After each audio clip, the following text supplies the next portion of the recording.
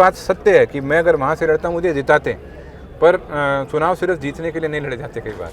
उसके लिए कोई आप पर इस बात का दबाव डालता है कि इनको बदली करो, इनको तंग करो, उस चक्करों में मत पड़ो।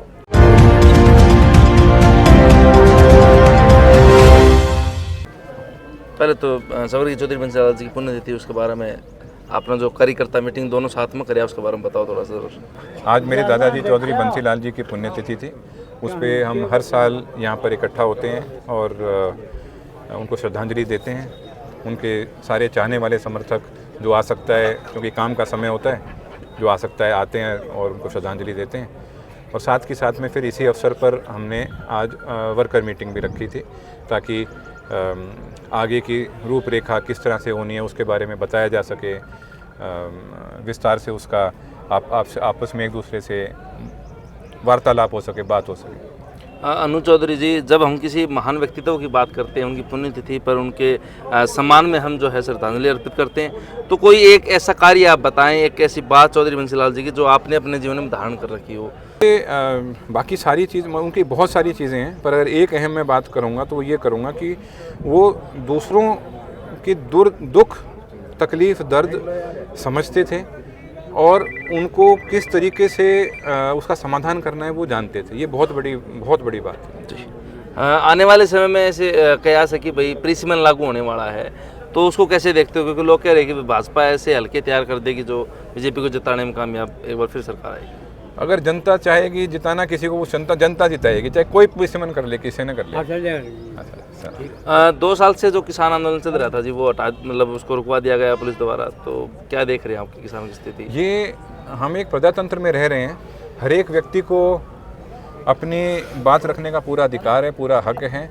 बात किसी की अगर आप थोड़ी बहुत दबाओगे तो और उभर कर आएगी, मैं ये जानता हूँ। आपने अपने भाषण के दौरान जो है हमारे जो मुख्यमंत्री हैं सैनी जी, उनकी तारीफ भी की, उनकी सोच की और उनको हिदायत भी दी, तो दोनों चीज़ें एक साथ। मैंने सबसे बड़ी बात ये बात मैंने जो नीचे लेवल के कर्मचारी जो कुछ व्यक्तियों को परेशान कर रहे हैं, उनको ये बात बताई है कि जो मुख्यमंत्री कह रहे हैं उसको सुनो, समझो और खाम में किसी व्यक्ति को तंग मत करो, किसी छोटे छोटे कर्मचारियों को तंग मत करो। आप अफसर हो, आपको अपनी एक मर्यादा में रहकर एक ड्यूटी आपको निभानी है, वो निभाई जाए। वो आप कोई अगर कर्मचारी है, उसके किसी परिवार ने किसी की मदद करी है, उसके लिए कोई आप पर इस बात का दबाव डालता है कि इनको बदली करो, इनको तंग करो, उस चक्करों में मत पड़ो। कांग्रेस के संगठन की आपने बात की है, क्योंकि लगातार देरी हो रही है और लोगों में ये भी चर्चा का विषय कि भाई कांग्रेस का संगठन नहीं तैयार हो पा रहा है, तो क्या कुछ प्रयत्न जारी है इसके ऊपर? देखो, मैं आपको बताऊं, संगठन कांग्रेस का नया संगठन अब तैयार होगा, परंतु आपने जिस तरह विधानसभा चुनाव में देखा, हर गांव में हमारा संगठन तैयार था, सबने मेहनत करी, सबने काम किया, तो वो तैयारी पूरी थी। हमारा ऐसा नहीं है कि संगठन नहीं है, पर अब नई अपॉइंटमेंट होंगी इस समय।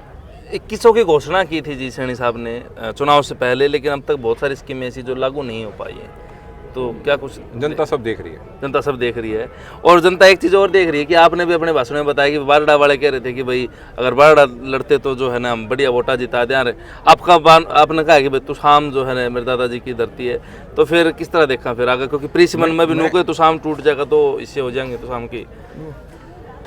जब होगा जो होगा वो तब देखेंगे, पर मेरा कहने का तात्पर्य ये था, जो मेरे बारडा के साथी हैं, मैं उनको बहुत चाहता हूं और वो मुझे बहुत चाहते हैं। उनकी बात सत्य है कि मैं अगर वहाँ से लड़ता मुझे जिताते, पर चुनाव सिर्फ जीतने के लिए नहीं लड़े जाते कई बार।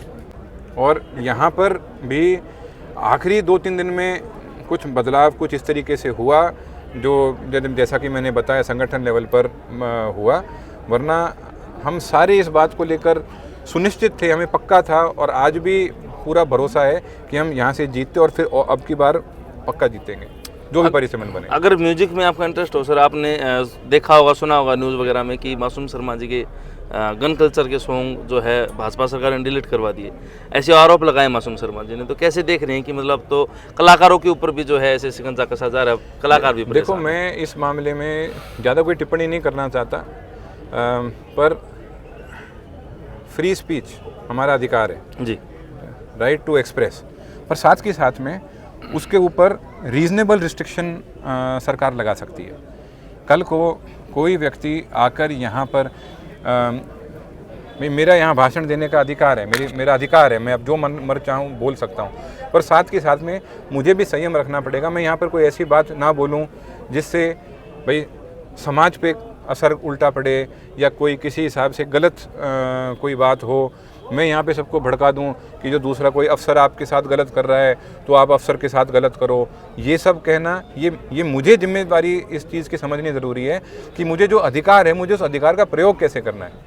मुझे अधिकार है बोलने का, पर इसका मतलब नहीं है मैं अपने घर में जो मेरे बुज़ुर्ग हैं उनके साथ में उल्टा बोलना शुरू कर दूँ। तो साथ के साथ में जो रीजनेबल रिस्ट्रिक्शन है ये हमारे संविधान का हिस्सा है। तो बहुत सारे लोग खेतों में बिजी हैं, तो उन्हें क्या संदेश देना चाहोगे ताकि वो घर बैठ के आपकी बात अर्थ जो है सुन पाऊँ? तो यही मेरा एक ही यही संदेश है मैं आपका हूँ, आपका रहूँगा, आपके बीच में हूँ और आपके बीच में रहूँगा। चुनाव के रिज़ल्ट के 3 दिन बाद मैंने गाँव में घूमना शुरू कर दिया था।